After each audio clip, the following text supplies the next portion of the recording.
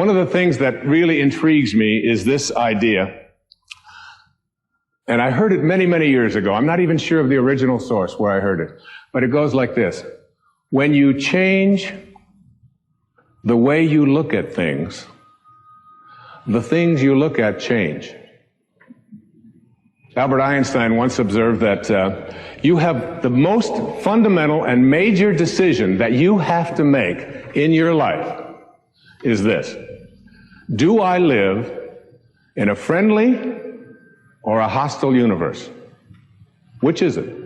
Is it a universe that is filled with hostility and anger and people wanting to hate each other and people wanting to kill each other? Is that what you see? Because when you see the world that way, that's exactly what you will create for yourself in your life. This is from great scientific minds.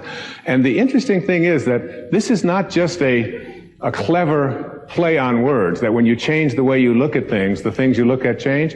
It's actually a very scientific thing, and I'm going to show you that in just a moment.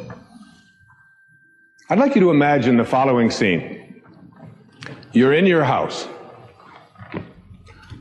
You've got your car keys in your hand. The lights go out. Power failure. You can't see a thing. You stumble around in your living room and you drop your keys. And you look around for a moment and you realize that you're never going to find them in the dark. But you look outside and you notice that the street lights are on. So in your mind, a light bulb goes off. I'm not going to sit around here in the dark and grope around looking for my keys when there's a light on outside. I'm going to go out here under the street light and I'm going to look for my keys. Why are you laughing? This makes a lot of sense. So you're out here and you're groping around and you're looking for your keys and you're looking and looking and your neighbor comes along and says, "What happened, Wayne?" "Well, I dropped my keys." "Oh, I'll help you look for them." And the two of us are now down here looking for our keys and looking. Finally, he says to me, "Excuse me, but where did you drop your keys?"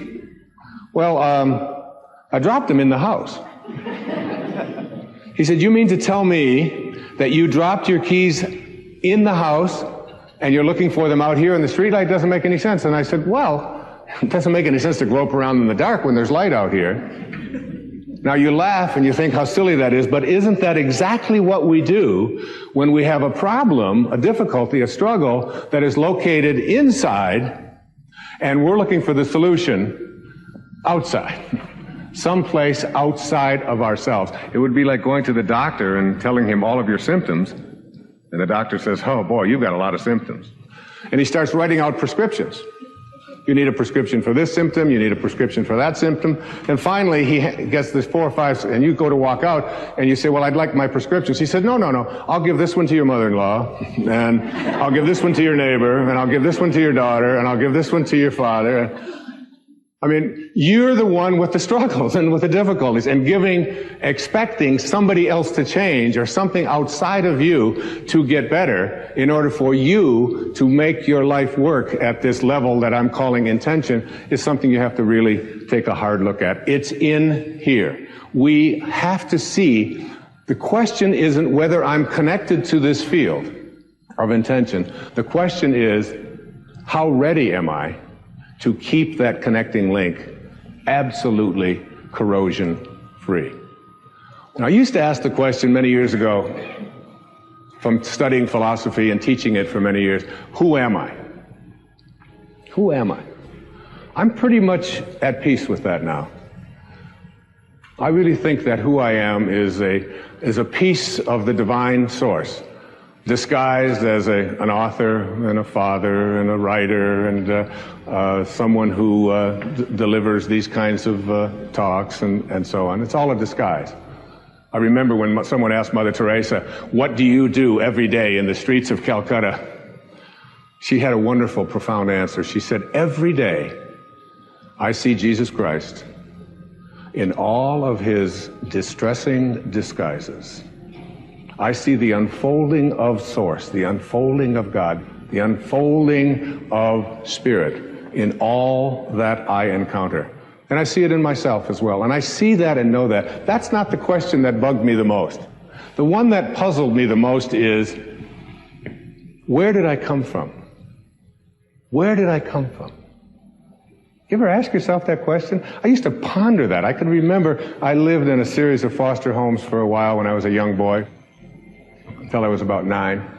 And I lay out in Mount Clemens, Michigan, I would lay out on the grass, and I would look up, and I'd see these endless stars. There was an apple orchard out there. And I could just lie there on my back, and I'd just look up, and I'd say, where did I come from? Where did I come from? And it's not about reincarnation. I always liked Eleanor Roosevelt's response when they asked her if she believed in reincarnation. She said, I don't think it would be any more bizarre for me to show up in another lifetime than it was for me to show up in this one. It always kind of made sense to me. You know? It's hard to figure all of this out. But where did I come from? Where did I come from? So you ask yourself this perplexing question, where did I come from? And most of us, when we think about that question, we come up with an answer. And the answer is, as hard as it is for us to even imagine, our parents did it. It's a tough one. But in one blissful moment, one drop of human protoplasm in some mysterious way collided with another, and life began in this microscopic dot. Now, I can remember years ago, we had 4 children in 7 years. And my teenage daughter, Stephanie, at that time, she had to take on a lot of the helping responsibilities around the house when these babies just kept showing up. And we found out that we were going to have another child. Another mysterious thing happened, and another child was on its way. And my wife and I flipped a coin to decide who would tell Stephanie. And I lost. So I cornered her one day when she was in a really good mood. And I said, honey, you're not going to believe this, but we're going to have another baby. Oh, that's great. And her hands went instant pose. This is it. This foot here, this one out here. That's terrific. I said, well, it really is. I said, and you should probably be glad that we didn't have the same attitude that you have when we found out about you. She said, yes, but how do you think it feels? I said, well, why don't you tell me? She said, no, Dad, how do you think it feels to be the only kid in junior high school who has parents who like to do it?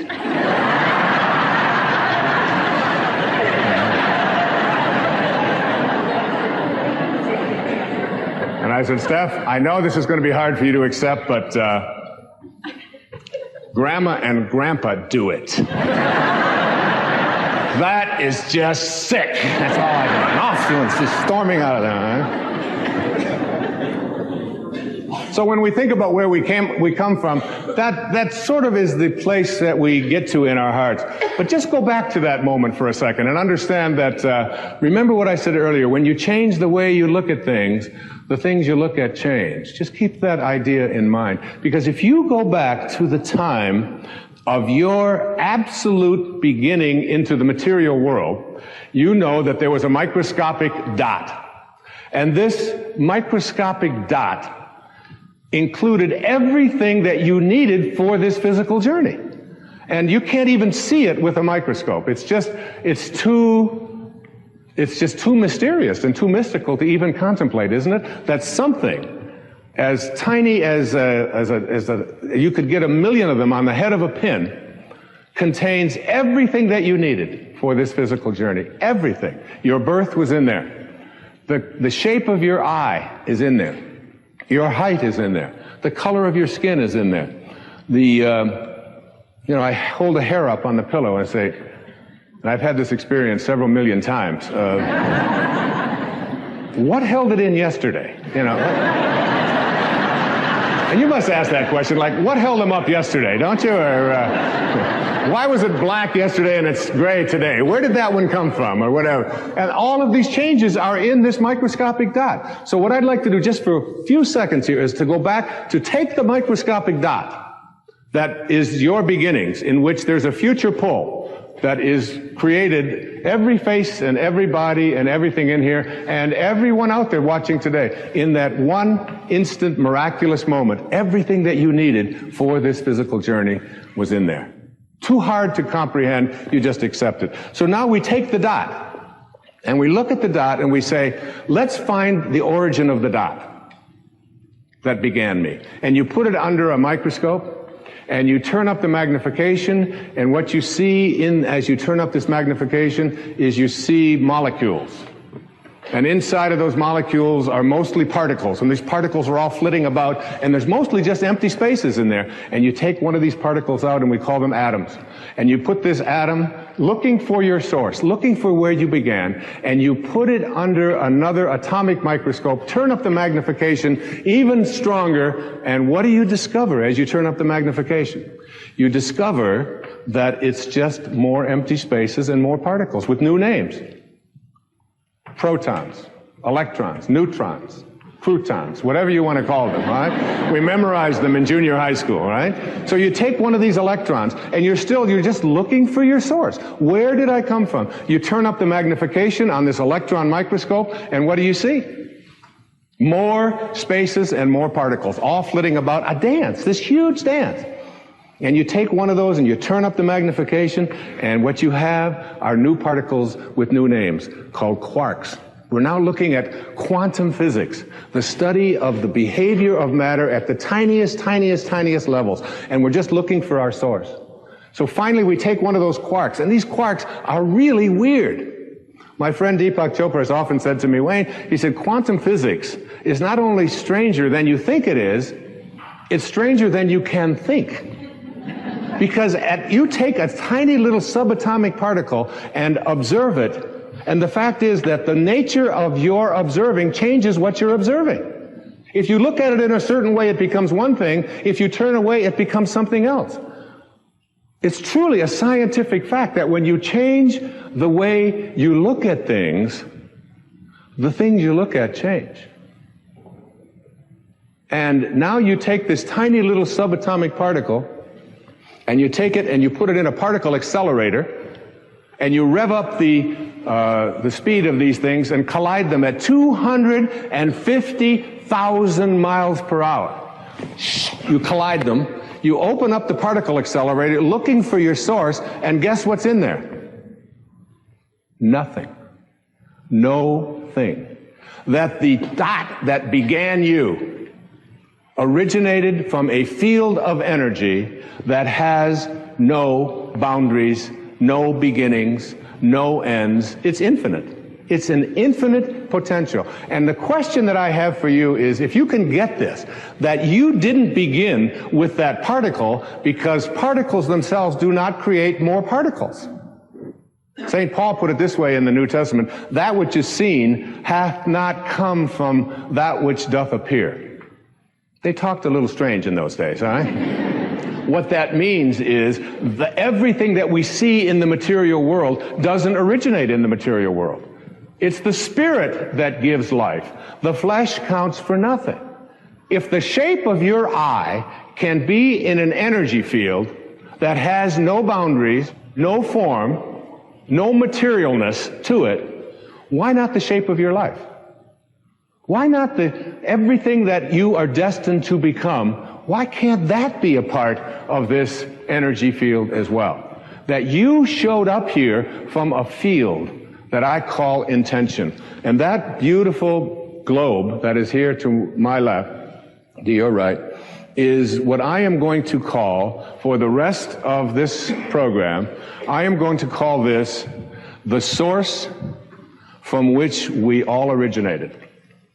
That every particle that shows up on this planet, and that's what Max Planck said, and that's what Carlos Castaneda said, and that's what every metaphysician said, that's what all of the great spiritual teachings on this planet say, that our source is spirit. It is something other than the physical. And if you had a set of magical binoculars, and you could look at that field, what I'm going to describe in this program is what that field would look like. And my suggestion to you here is this, that you are going to, if you want to understand intention and the power of intention, it means suspending your ego, the part of you that believes that you are separate from this source, because that's where all of our problems originated, all of our struggles, even our illnesses. This is a source of well-being. Everything that emanates from this source emanates from a field of well-being. It looks like something. It sounds like something. One of the things that it sounds like, I took from one of the great spiritual traditions in the universe. It's from the Bhagavad Gita, what is called the Hindu holy book, the Song of the Lord. But you can look in any spiritual tradition, whether it's Christianity, whether it's Judaism, whether it's Zoroastrianism or whatever, and basically they all say the same thing. If this source that we call God or soul or spirit, if it could speak, this is what it would sound like. And then later on, I'm going to talk to you about what it looks like. What does it look like?